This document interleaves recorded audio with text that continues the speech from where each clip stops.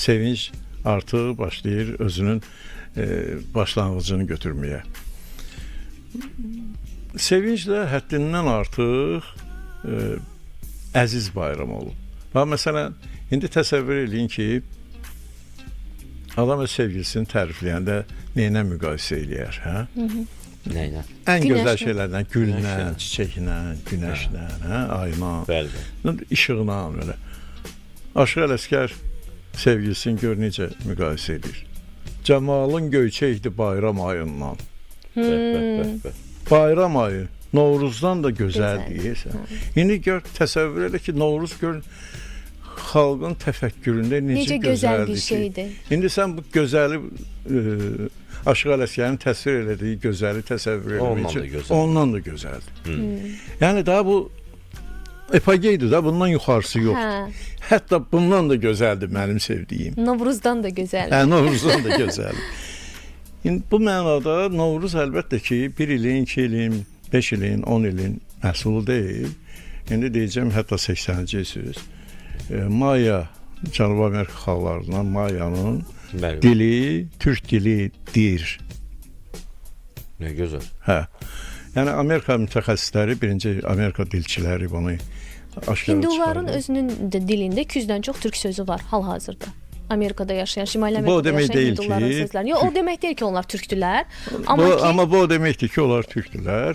İndi bizim dilimizdə kifayət qədər çox ərəb sözlər Sözü var, var, fars sözlər bəli. var. Biz nə ərəbi, nə farsız. Bəli. Amma dilin köklüyü, aglutinativliyi, eyni zamanda lüğət tərkibinin də bunun ətrafında qrammatikaya tabe olaraq düzgün işləməsi o həmin dilə məxsusluğundan Amma xəbər onlar verir. da Novruzu martın 21-ni qeyd eləyiblər. Şimali Amerikada yaşayan Hindular. Mən Demək ki, Mən Cənubi Amerikadan danışıram. Bəli.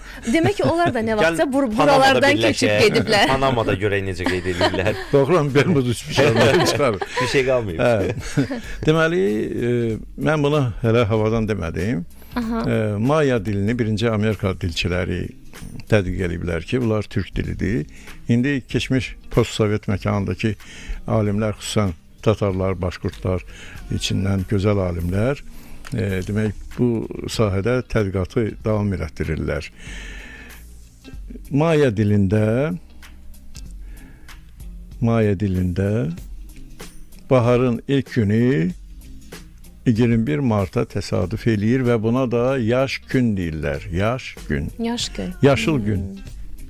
O, əməlli başlı sözlər demək olar ki, eynidir. Yaşıl nə deməkdir? İndi elə günə də qayıdacaq. Yaşıl nə deməkdir? Yaşıl rəng. Yaşıl Ot. həyatı var da içində də. Bəli. Həyat olmasa sarı olar da, sarılar biz düşər. Amma yaşılsa deməli canı var. İnsanın yaşı. Soruşsan ki, neçə yaşın var? Hə? Bəli. Deməli həyatı var da bu adamın da il-ildən. Aha. Və yaşıl, yaş, təzə mənasını bildirir. Gün sözünün iki mənası var. Biri səma cismidir, bir də var sutka. Bəli. Yaş gün çövrəndə bunu Yeni gün. farsdan tərcümə eləyəndə olur Novruz. Novruz. Ha, eyni Ha, məna. yeni gün. Tərcümədir bu. Bəli, bəli.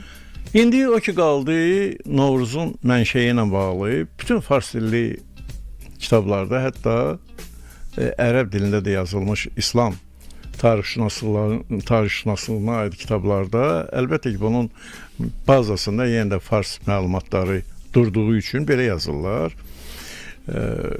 Belə yazırlar ki, Cəmşid Piştadiyanlar sülaləsinin 4-cü hakimi, 700 il deyirlər ki, hakimiyyətdə olub.